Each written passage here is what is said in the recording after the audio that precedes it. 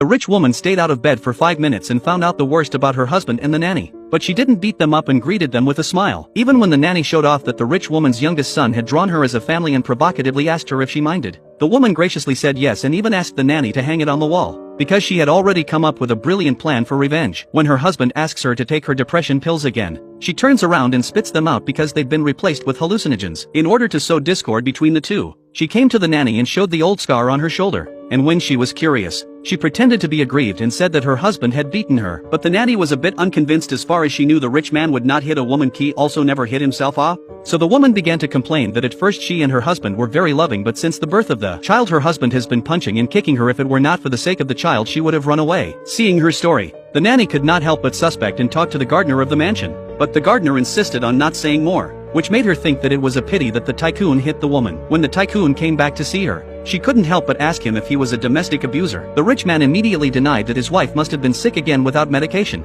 so the nanny could not believe her. But the scars on the rich woman's body are not fake, so maybe she did it herself. After all these explanations, the nanny still chose to believe him, not realizing that their conversation had already been recorded by the equipment. Hearing her husband's sincerity, the rich woman was finally ready to kill him, and as if God was helping him, the rich man began to force the nanny to use a special liquid, which is illegal and harmful to her life. What's worse, the rich man forgot to hide it, and the rich woman secretly found it late at night. After learning about this liquid on the internet, she immediately had the perfect plan. As soon as she woke up the next day, she came to the nanny and asked for her help. She claimed that she wanted to get the kids away from her abusive husband and asked the nanny to keep it a secret and help her. But instead of asking the nanny to give her an immediate answer, she asked her to think about it because it would give the nanny and her husband a chance to tip her off. When the tycoon found out, he panicked because he still wanted the kids, so he talked to the nanny about sending the rich woman to a psychiatric hospital, and he'd prepare the paperwork and take action tomorrow. Hearing that the two of them had fallen into a trap, the rich woman began her plan. First, she told her husband that she wanted to redecorate the beach house and asked him to go there at dawn to check it out. As soon as he left,